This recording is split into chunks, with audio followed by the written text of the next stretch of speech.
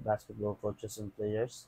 Sa video na to ay papakita ko sa inyo ang tatlong inbound plays na usually ginagamit ko every game. First is, tinatawag ko itong line play. So, number one is yung magdadala or mag-inbound ng bola. So, dito yung dalawang shooter, 2 at saka 3. Saka yung mga big side dito, 4 at saka 5. Dito yung magdadala ng bola. So, sa play na to guys, yung main focus mo dito is itong dalawa na bigs. Most likely, ginagamit ko ito na play pag nag-man to man yung kalaban. Ang rotation nito guys, if nabigay na yung bola ng referee sa inbounder, yung number 5 ay mag-screen dito sa 4. Screen dito sa number 4. Then yung number 4 ay hihingi dito ng bola.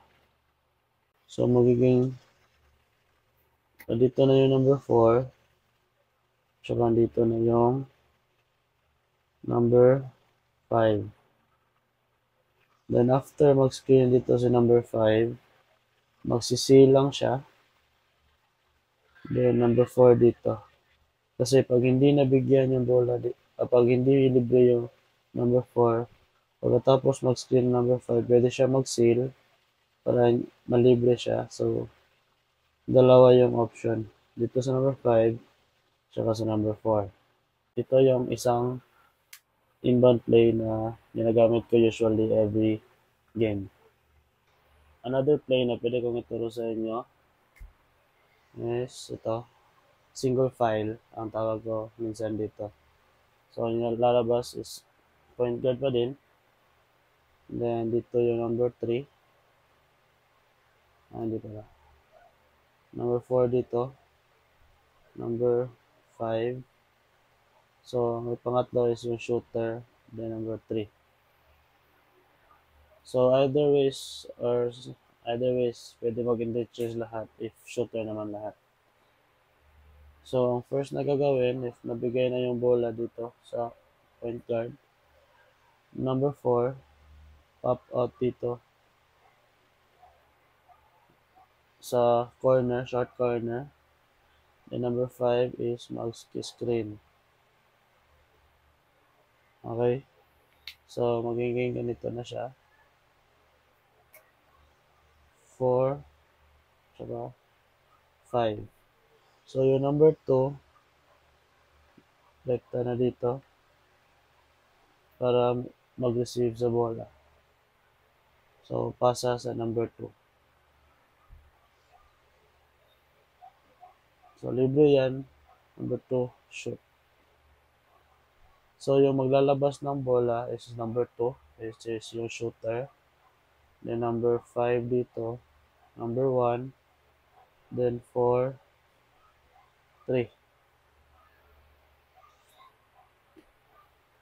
And ginagamit ko to na play if nagzo-zone yung kalaban.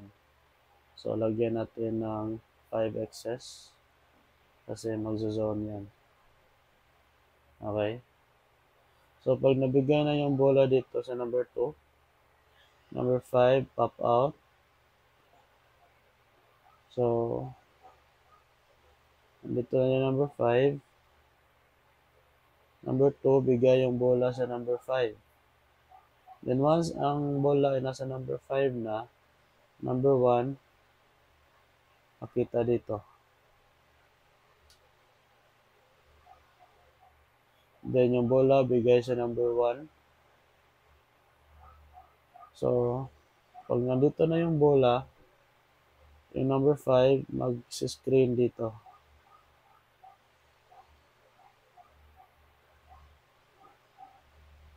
Screen yung number 5, then papasok yung number 2 dito.